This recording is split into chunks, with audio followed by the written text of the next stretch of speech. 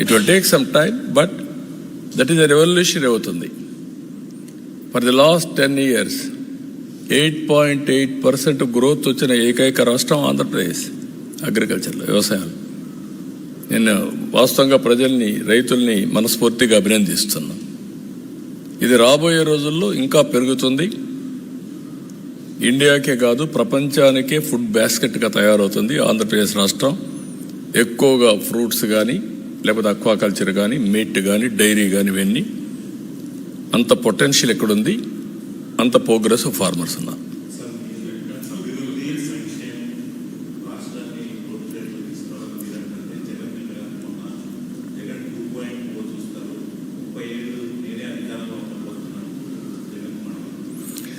అదే నేను చెప్పేది. ఇప్పుడు ఆ గర్వం అనేది ఇప్పుడు ఢిల్లీ కూడా జరిగింది. ఇలాంటి మోడీలు ఎంతమంది వచ్చా నన్ను ఓడించలేరన్నారు కదా, ఏమైంది? అందుకే నేనేమంటానంటే హంబుల్నెస్, ఆ పద్ధతి. ఇప్పుడు అలాంటి వాళ్ళతో రాజకీయం చేయాల్సి వచ్చిన బాధ ఉంటుంది నాకు. Over a period of time నేను సిద్ధాంతపరంగా రాజకీయం చేశాను తప్ప వ్యక్తిగత రాజకీయాలు నేను ఎప్పుడూ చేయలేదు నా లైఫ్లో. అయితే సిద్ధాంతపరంగా చేసినప్పుడు కూడా నమ్మిన సిద్ధాంతం కోసం ప్రజల యొక్క జీవన ప్రమాణాలు పెరగాలంటే లా అండ్ ఆర్డర్ చాలా ముఖ్యం. దాంట్లో రాజీ పడలేదు నేను. Faction leaders, communal violence, Naxalites violence, rowdyism చాలా నిర్మోహమాటంగా అణిచివేశాను. ఇటీవల కాలంలో ఏమైంది?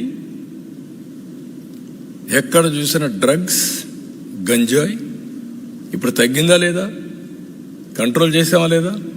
7 నెలల్లో కంట్రోల్ అయింది. పూర్తిగా ఎరాడికైంది నేను చెప్పను. నేను ఇప్పుడు కూడా చెప్తున్నా మళ్ళీ, ఈ రాష్ట్రంలో ఎవరైనా గంజాయి పండిస్తే మాత్రం అది లాస్ట్ డే. ఎవరైనా ఆడబిడ్డల జోలికి వస్తే లాస్ట్ డే. గుర్తుపెట్టుకోండి, ఫర్మ్గా ఉంటాం, డిటర్మెంట్గా ఉంటాం. ఒకరోజు తప్పించుకుంటావు కానీ నువ్వు మళ్ళీ తప్పించుకోలేవు. వడ్డీతో సహా చెల్లించే పరిస్థితి వస్తుంది ఎవరికైనా సరే. Be responsible citizen. నీ పని నువ్వు చెయ్యి. నువ్వు ఈ రాష్ట్రంలో అందరి మాదిరిగా గౌరవంగా బ్రతకడానికి, మీరు గౌరవంగా బ్రతకండి, అందరినీ గౌరవంగా బ్రతకనేయండి. ఇష్టానుసారంగా చేస్తే ఇక్కడ ఎక్కడ అయినే పరిస్థితిలో ఉండదు. అట్లని చెప్పి రాజకీయ ముసుగులో నేరస్తులు చేరి ఇష్టానుసారంగా చేస్తే కూడా డెఫినెట్గా కట్టడి చేస్తాం.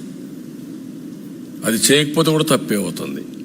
మేము చేస్తాం, మీరేమన్నా చేయండి. ఇష్టానుసారంగా మాట్లాడడం, నోరు బారేసుకోవడం, ఓకే, మీరు నోరు బారేసుకుని నేను పారేసుకో, అది ఎప్పుడు నా జీవితంలో లేదు. బట్ యాక్షన్ మాత్రం డిటర్మెంట్గా ఉంటుంది, ఫర్మ్గా ఉంటుంది.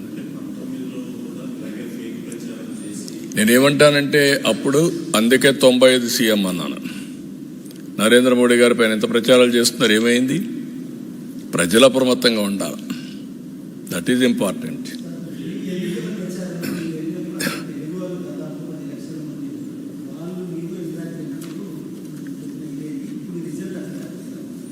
నేననేదంటే నేను పోయిన దానికి వచ్చిందనేది కాదు. ఇది బీ క్లియర్, మీరందరూ గుర్తుపెట్టుకోవాలి.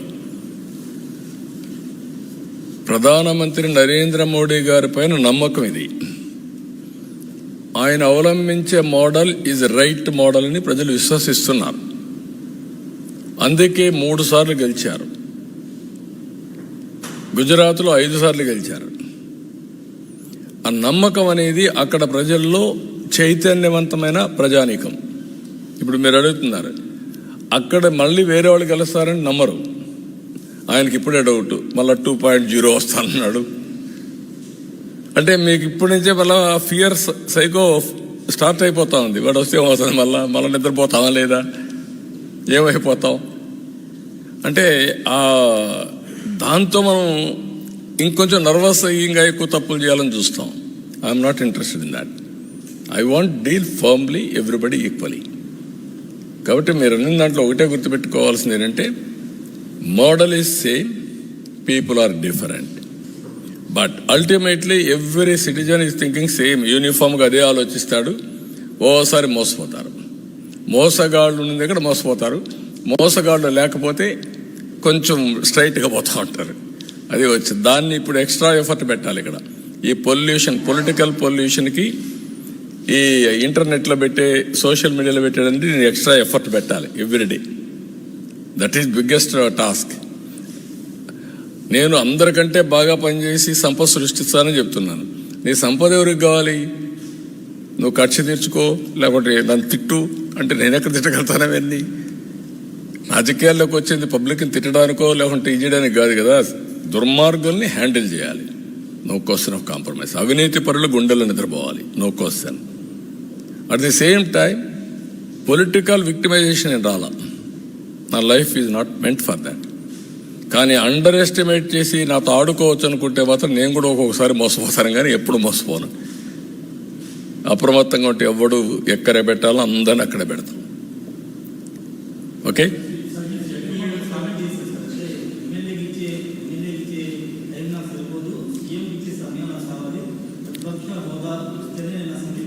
దాన్ని ఏమంటారు? నువ్వు నన్ను అడుగుతున్నావు ఏమంటావు దాన్ని? నీతో ఎవరన్నా మాట్లాడుతున్నావు ఏమంటావు? ఒప్పుకుంటావా? మీ ఇంట్లో నీకు ఆ మధ్య మాట్లాడితే నీ పక్కన మాట్లాడితే ఒప్పుకుంటావు మరిగా? మరి ఇక్కడ ఎందుకు ఒప్పుకుంటున్నావు అంటే నువ్వు ఎందుకు అడుగుతావు నన్ను? దట్ ఈజ్ వేర్ అదే ప్రాబ్లం.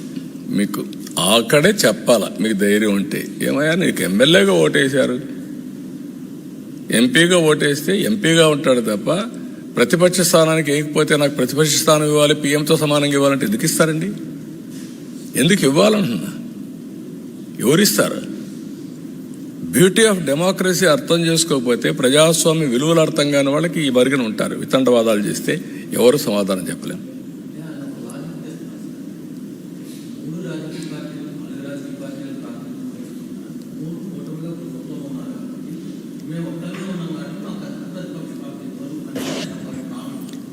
ఆయన నీ భావన ఆయన భావన కాదు కావాల్సింది, ప్రజల భావన, ప్రజాస్వామ్య విలువలు, ప్రజల భావన.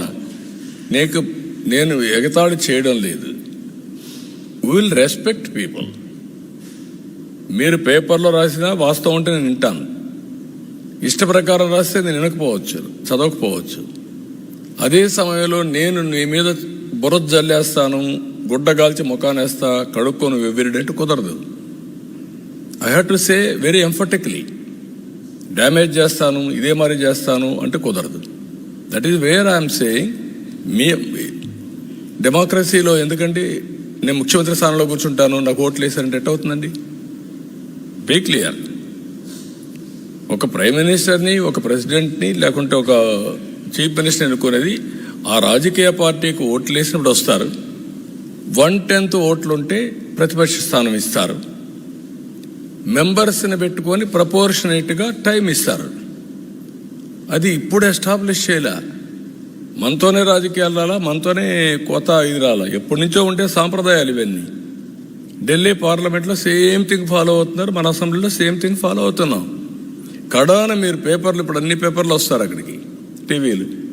5 సంవత్సరాలు కొన్ని పేపర్లు రానిచ్చారా? టీవీలు రానిచ్చారా?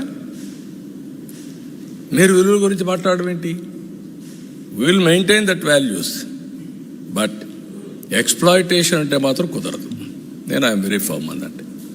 I'm very clear. మీకు అందరూ కూడా గుర్తుపెట్టుకోవాల్సింది, మనమందరం విలువలు పాటిస్తూ వేరే వాళ్ళకు విలువలు చెప్తే ప్రజలు అప్రిషియేట్ చేస్తారు. మనకు విలువలు లేకుండా వేరే వాళ్ళకి విలువలు చెప్తున్న విలువల కోసం డిమాండ్ చేయడం కూడా తప్పే.